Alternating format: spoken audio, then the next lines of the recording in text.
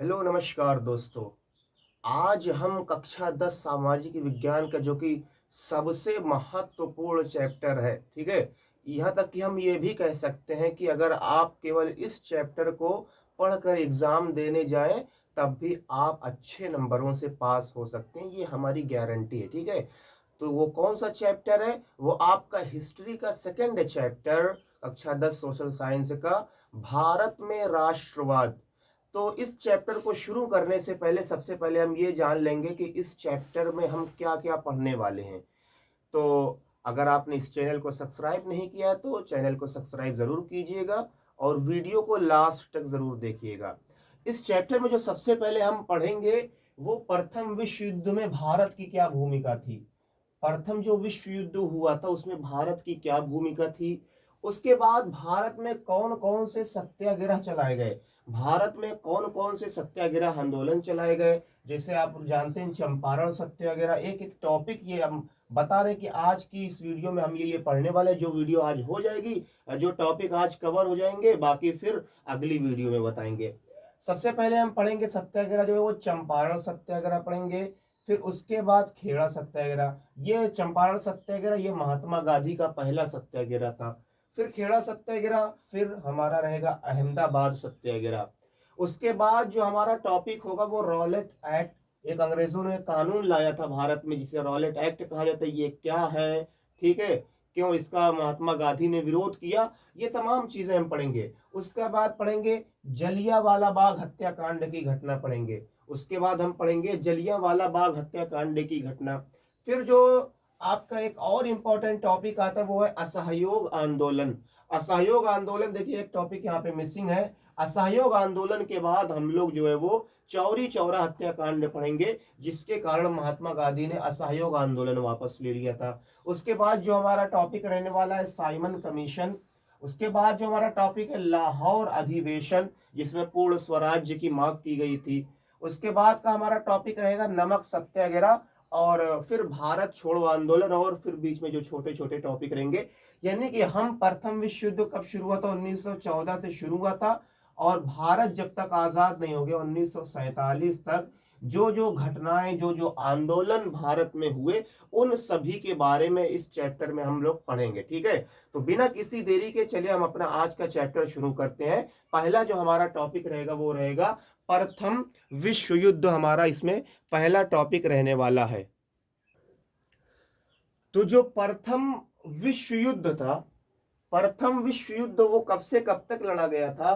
प्रथम विश्व युद्ध 1914 से लेकर 1918 के बीच में लड़ा गया था।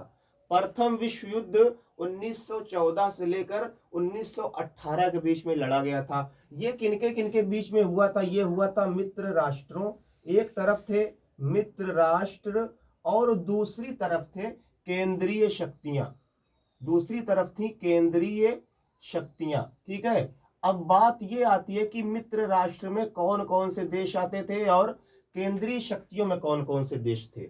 मित्र राष्ट्र में सबसे पहले था इंग्लैंड, मित्र राष्ट्र में था इंग्लैंड हो गया, फ्रांस हो गया और था रूस, ठीक है। और कौन से देश थे? रूस थे। बाद में इसमें आके अमेरिका भी शामिल हो गया था, ठीक है। और बात की जाए केंद्रीय शक्तियों में कौन कौन से देश शामिल थे, तो केंद्रीय शक्तियों में था ऑस्ट्रिया, ठीक है। केंद्रीय शक्तियों में शामिल था ऑस्ट्रिया और जर्मनी, इस प्रकार के देश शामिल थे, ठीक है। तो आप कहेंगे इसमें तो हमें भारत कहीं दिखाई ही नहीं दे रहा है, क्या इंडिया आपको किसी देखने में लग रहा है कहीं इसमें इंडिया लिखा है? नहीं लिखा है, ठीक है। तो भारत जो है वो प्रथम विश्व युद्ध मित्र राष्ट्रों की तरफ से लड़ा था। किसकी तरफ से लड़ा था? मित्र राष्ट्रों की तरफ से जबरदस्ती भारत को प्रथम विश्व युद्ध लड़वाया गया था, क्योंकि भारत पर इंग्लैंड का कब्जा था, भारत पर ब्रिटेन का कब्जा था, इसलिए भारत के लोगों को जबरदस्ती प्रथम विश्व युद्ध में शामिल किया गया था। प्रथम विश्व युद्ध 1914 से 1918 के बीच में लड़ा गया, ठीक है, मित्र राष्ट्रों और केंद्रीय शक्तियों के बीच में, ठीक है। मित्र राष्ट्र में थे इंग्लैंड, फ्रांस, रूस, बाद में इसमें अमेरिका भी शामिल हो गया। दूसरी तरफ थे ऑस्ट्रिया, जर्मनी, ये तमाम देश थे, ठीक है। तो प्रथम विश्व युद्ध भारत को जबरदस्ती लड़वाया गया था। क्यों भारत को जबरदस्ती लड़वाया गया था? क्योंकि भारत पर कब्जा था इंग्लैंड का, भारत पर किसका कब्जा था? इंग्लैंड का। इसलिए भारत के लोगों को जबरदस्ती सेना में भर्ती किया गया प्रथम विश्व युद्ध लड़ने के लिए। ठीक है, प्रथम विश्व युद्ध लड़ने के लिए भारत के लोगों को जबरदस्ती सेना में भर्ती किया गया। ठीक है, तो प्रथम विश्व युद्ध का प्रभाव भारत पर क्या पड़ा? प्रथम विश्व युद्ध का प्रभाव भारत पर यह पड़ा कि भारत में सभी चीजों की कीमतें जो है वो वृद्धि हो गई। सभी चीजों की कीमतों में क्या हो गई? वृद्धि हो गई। ठीक है, क्योंकि भाई जब ज्यादातर लोग जो काम करने वाले थे वो कहां चले गए? वो सेना में चले गए। किसान चले गए सेना में, मजदूर चले गए सेना में।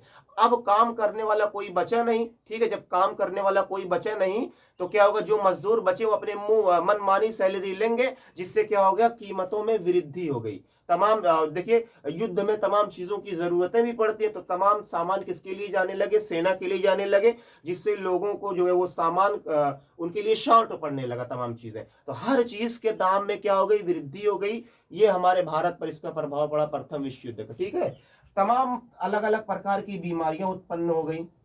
जब बहुत ज्यादा लोग मारे जाएंगे तो उसमें बीमारियां भी उत्पन्न होगी। ठीक है, भारत में जो है वो भुखमरी जैसे हालात पैदा हो गए। ठीक है, ये तमाम चीजें, ये भारत पर इसका प्रभाव पड़ा प्रथम विश्व युद्ध का। ठीक है, प्रथम विश्व युद्ध भारत को जबरदस्ती लड़वाया गया था क्योंकि भारत पर इंग्लैंड का कब्जा था। ठीक है, और इसका प्रभाव भारत पर सबसे बड़ा प्रभाव था कि भारत में जो तमाम वस्तुओं की कीमतें थी उसका मूल्य जो है वो आसमान छूने लगा। भारत में कुल तमाम चीजें बहुत ज्यादा महंगी हो गई। ठीक है,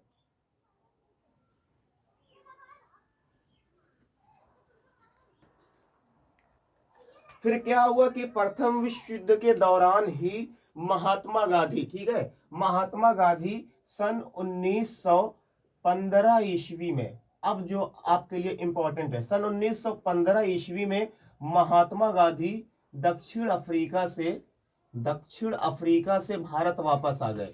महात्मा गांधी सन 1915 ईस्वी में दक्षिण अफ्रीका से भारत वापस आए। ठीक है, और महात्मा गांधी ने अलग अलग तरीके से अलग अलग जगह पर जाके सत्याग्रह किए। ठीक है, प्रश्न पूछा गया है कि सत्याग्रह क्या है? मोस्ट इंपॉर्टेंट टॉपिक है, सत्याग्रह क्या है? महात्मा गांधी द्वारा चलाए गए किन्हीं 3 सत्याग्रह आंदोलनों का वर्णन कीजिए। ठीक है, तो महात्मा गांधी दक्षिण अफ्रीका से सन 1915 ईस्वी में भारत वापस आए।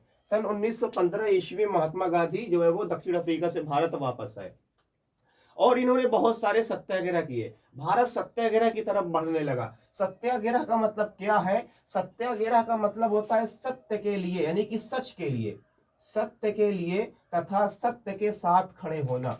सत्याग्रह का जो साधारण अर्थ होता है वो सत्य के लिए तथा सत्य के साथ खड़े होना क्या कहलाता है? सत्याग्रह कहलाता है। ठीक है, ये था सत्याग्रह। और महात्मा गांधी ने अपने जीवन का, अपने लाइफ का सबसे पहला जो सत्याग्रह शुरू किया था वो 1917 ईस्वी में चंपारण सत्याग्रह शुरू किया था। महात्मा गांधी ने अपना सबसे पहला जो आंदोलन चलाया था वो चंपारण सत्याग्रह आंदोलन चलाया था। ठीक है, प्रश्न पूछा जाता है महात्मा गांधी द्वारा चलाए गए सबसे पहले आंदोलन का क्या नाम है? तो चंपारण सत्याग्रह महात्मा गांधी के द्वारा चलाया गया पहला, सबसे पहला सत्याग्रह आंदोलन है। ठीक है, क्या था ये चंपारण सत्याग्रह आंदोलन? चंपारण सत्याग्रह आंदोलन महात्मा गांधी ने चलाया था बिहार के चंपारण जिले में। चंपारण सत्याग्रह आंदोलन महात्मा गांधी ने बिहार के चंपारण जिले में चलाया था। और कब चलाया था? 1917 ईस्वी में चलाया था। ठीक है, और ये किस लिए चलाया था? जो वहां पर नील की खेती किसान करते थे। कौन चीज की खेती? नील की खेती करते थे। अंग्रेज उनसे ज्यादा, बहुत ज्यादा टैक्स लेते थे, तो उन टैक्स को कम करने के लिए महात्मा गांधी ने बिहार में जाकर चंपारण जिले में वहां के 1917 ईस्वी में एक अपने लाइफ का पहला आंदोलन चलाया था, चंपारण सत्याग्रह आंदोलन। कौन सा आंदोलन चलाया था? चंपारण सत्याग्रह आंदोलन चलाया था। ठीक है, तो प्रश्न अगर पूछेगा महात्मा गांधी द्वारा चलाए गए सबसे पहले आंदोलन का क्या नाम है? महात्मा गांधी ने अपने जीवन का सबसे पहला आंदोलन चंपारण सत्याग्रह आंदोलन चलाया था। कौन सा आंदोलन? चंपारण सत्याग्रह आंदोलन चलाया था। महात्मा गांधी ने बिहार के चंपारण जिले में सन 1917 ईस्वी में चंपारण सत्याग्रह आंदोलन चलाया। यह आंदोलन महात्मा गांधी ने नील की खेती करने वाले किसानों के लिए चलाया था ताकि उनको टैक्स से, कर से छूट दिलाई जा सके। ठीक है, तो ये था महात्मा गांधी का चंपारण सत्याग्रह आंदोलन। महात्मा गांधी दक्षिण अफ्रीका से भारत वापस कब आए? सन 1915 ईस्वी में। और अपने जीवन का सबसे पहला आंदोलन सन 1917 ईस्वी में चंपारण सत्याग्रह आंदोलन चलाया। कौन सा आंदोलन चलाया? चंपारण सत्याग्रह आंदोलन चलाया था महात्मा गांधी ने। ठीक है, अब क्या है कि अब क्या किया महात्मा गांधी ने? अब उसके एक साल बाद यानी कि वर्ष 1918 ईस्वी में, कब? वर्ष 1918 ईस्वी में एक दूसरा आंदोलन चलाया, खेड़ा सत्याग्रह आंदोलन। कौन सा आंदोलन चलाया था? खेड़ा सत्याग्रह आंदोलन। ठीक है, खेड़ा सत्याग्रह आंदोलन कब चलाया था? 1918 ईस्वी में चलाया था। ठीक है, पहले सबसे पहले चलाया इन्होंने चंपारण सत्याग्रह आंदोलन। ठीक है, कौन सा आंदोलन चलाया था? चंपारण सत्याग्रह। कब चलाया था? 1917 ईस्वी में चलाया था। ठीक है, 1917 ईस्वी में चलाया था। ठीक है, महात्मा गांधी दक्षिण अफ्रीका से सन 1915 ईस्वी में भारत वापस आए। ठीक है, अपने जीवन का सबसे पहला इन्होंने आंदोलन सन 1917 ईस्वी में चंपारण सत्याग्रह आंदोलन चलाया। फिर उसके बाद इन्होंने खेड़ा सत्याग्रह आंदोलन चलाया वर्ष 1918 ईस्वी में। खेड़ा सत्याग्रह आंदोलन महात्मा गांधी ने गुजरात के खेड़ा जिले में चलाया था। किस जिले में चलाया था? खेड़ा जिले में चलाया था। यह आंदोलन महात्मा गांधी ने फैक्ट्री में काम करने वाले मजदूरों के लिए चलाया था। जो फैक्ट्री में मजदूर काम करते थे उनका शोषण किया जा रहा था, उन्हें वेतन जो है वो बहुत कम दिया जा रहा था। इसलिए महात्मा गांधी ने वर्ष 1918 ईस्वी में गुजरात के खेड़ा जिले में फैक्ट्री में काम करने वाले मजदूरों के लिए एक आंदोलन चलाया, जिसे खेड़ा सत्याग्रह आंदोलन कहा जाता है। चंपारण सत्याग्रह आंदोलन बिहार के चंपारण जिले में चलाया था 1917 ईस्वी में। नील की खेती करने वाले मजदूरों के लिए चलाया था। किस लिए चलाया था? नील की खेती करने वाले मजदूरों के लिए चलाया था। ठीक है, फिर अगली साल उन्होंने खेड़ा सत्याग्रह आंदोलन चलाया वर्ष 1918 ईस्वी में। ये गुजरात में खेड़ा जिले में चलाया था, मजदूरों के लिए चलाया था। फिर अगला है अहमदाबाद सत्याग्रह आंदोलन। अहमदाबाद सत्याग्रह आंदोलन, अहमदाबाद सत्याग्रह आंदोलन। ठीक है, अहमदाबाद सत्याग्रह आंदोलन भी महात्मा गांधी ने वर्ष 1918 ईस्वी में चलाया था। खेड़ा सत्याग्रह आंदोलन और अहमदाबाद सत्याग्रह आंदोलन दोनों वर्ष 1918 ईस्वी में चलाया था। और यह आंदोलन भी गुजरात में चलाया गया था। आपको पता होना चाहिए कि अहमदाबाद भी कहाँ पड़ता है? गुजरात में पड़ता है। और यह आंदोलन भी मजदूरों के लिए चलाया था। ठीक है, मजदूरों के लिए चलाया था। ठीक है, तो महात्मा गांधी ने 3 सत्याग्रह लगातार चलाए। चंपारण सत्याग्रह, सत्याग्रह का मतलब क्या है? सत्याग्रह का मतलब हमने बताया कि सत्य के लिए तथा सत्य के साथ खड़े होना। सत्याग्रह का मतलब सत्य के लिए तथा सत्य के साथ खड़े होना क्या कहलाता है? सत्याग्रह। महात्मा गांधी ने सबसे पहला जो सत्याग्रह चलाया था वो था चंपारण सत्याग्रह। यह आंदोलन महात्मा गांधी ने बिहार के चंपारण जिले में चलाया था। ठीक है, क्यों चलाया था? नील की खेती करने वाले मजदूरों को करों से छूट दिलाने के लिए। दूसरा आंदोलन जो इन्होंने चलाया वो था खेड़ा सत्याग्रह आंदोलन। यह आंदोलन वर्ष 1918 ईस्वी में महात्मा गांधी ने गुजरात के खेड़ा जिले में चलाया था, जो फैक्ट्री में मजदूर काम करते थे उनके लिए। फिर उसी साल फिर इन्होंने 1918 ईस्वी में अहमदाबाद सत्याग्रह आंदोलन चलाया। यह आंदोलन महात्मा गांधी ने गुजरात के अहमदाबाद में चलाया था। यह आंदोलन भी मजदूरों के लिए चलाया गया था। ठीक है, अब अगली जो आपका आता है वो आता है रॉलेट एक्ट। अगला जो आपका आता है वो है रॉलेट एक्ट। रॉलेट एक्ट आखिर क्या था? रॉलेट एक्ट काफी ज्यादा इंपॉर्टेंट है आपके लिए। क्या था ये रॉलेट एक्ट? रॉलेट एक्ट क्या था? रॉलेट एक्ट, ठीक है, तो आप वो लोग ये बात याद रखेंगे कि वर्ष 1915 ईस्वी में 1915 में महात्मा गांधी दक्षिण अफ्रीका से भारत वापस आए। 1917 में महात्मा गांधी ने चंपारण सत्याग्रह चलाया। ठीक है, और 1918 ईस्वी में खेड़ा सत्याग्रह चलाया गया। ठीक है, और फिर 1918 ईस्वी में अहमदाबाद सत्याग्रह चलाया गया। ठीक है, ये बात आपको याद रखना है। अब अगले साल क्या हुआ? Rowlatt act. Rowlatt act, act का मतलब क्या होता है? कानून होता है। एक्ट का मतलब क्या होता है? कानून होता है। वर्ष 1919 ईस्वी में, वर्ष 1919 ईस्वी में अंग्रेजों ने क्या किया कि एक नए कानून को इंट्रोड्यूस किया भारत में वर्ष 1919 ईस्वी में, जिसे हम रॉलेट एक्ट कहते हैं, जिसे हम क्या कहते हैं, रॉलेट एक्ट कहते हैं। इस एक्ट के अनुसार किसी भी राजनैतिक कैदी को, किसी भी राजनैतिक कैदी को, राजनैतिक कैदी को बिना मुकदमा चलाए, बिना मुकदमा के 2 साल तक जेल में रखा जा सकता था। किसी भी राजनीतिक कैदी को बिना मुकदमा दर्ज किए, यानी कि अगर आपने सरकार के खिलाफ कोई काम कर दिया, सरकार के खिलाफ नारेबाजी कर दी, सरकार के खिलाफ कहीं आंदोलन करते हुए पकड़े गए, तो आपके ऊपर कोई मुकदमा नहीं दर्ज होगा, आपको तुरंत उठा के 2 साल के लिए जेल में बंद कर दिया जाएगा। ठीक है, ये अंग्रेजों ने वर्ष 1919 ईस्वी में एक नया कानून लाया था, रॉलेट एक्ट। यानी कि अगर आपने अंग्रेजों के खिलाफ कुछ भी एक्टिविटी की और पकड़े गए तो आपके ऊपर बिना मुकदमा दर्ज किया। आज देखिए हम लोगों के यहाँ क्या होता है कि आप यदि कोई जुर्म करें, कोई खता करें, तो सबसे पहले आपके ऊपर मुकदमा FIR दर्ज किया जाएगा। FIR का फुल फॉर्म क्या होता है, फर्स्ट इंफॉर्मेशन रिपोर्ट होता है। ठीक है, तो आप अगर कोई जुर्म करें, कोई खता करें, कोई गलती करें, सबसे पहले आपके ऊपर FIR दर्ज होगा।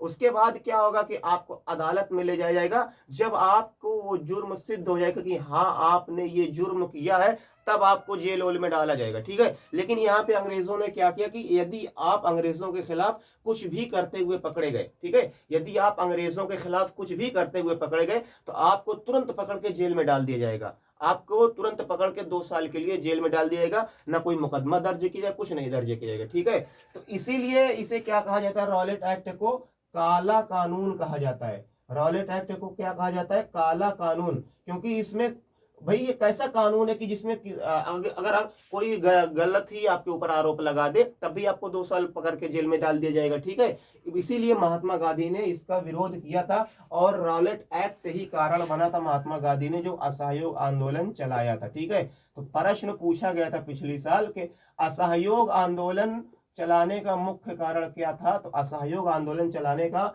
मुख्य कारण रॉलेट एक्ट था। ठीक है, क्योंकि रॉलेट एक्ट एक ऐसा कानून था जिससे हमारे देश के लोगों को काफी ज्यादा नुकसान हो रहा था। ठीक है, आप अंग्रेजों के खिलाफ कुछ भी करते हुए पकड़े गए, तुरंत आपको जो है वो 2 साल के लिए जेल में डाल दिया जाता था। ठीक है, इससे लोग काफी ज्यादा नाराज भी हुए थे, महात्मा गांधी ने भी इसका विरोध किया था। ठीक है, इसके अंतर्गत क्या था, किसी भी राजनीतिक कैदी को बिना मुकदमा दर्ज किए उसे 2 साल के लिए जेल में डाल दिया जाता था। इसीलिए जो है वो इसे क्या कहा जाता था, काला कानून। ठीक है, आज के लिए इतना ही रखेंगे, फिर इसी के बाद से जो है वो कल की क्लास कंटिन्यू करेंगे। तब तक के लिए जय जवान जय किसान।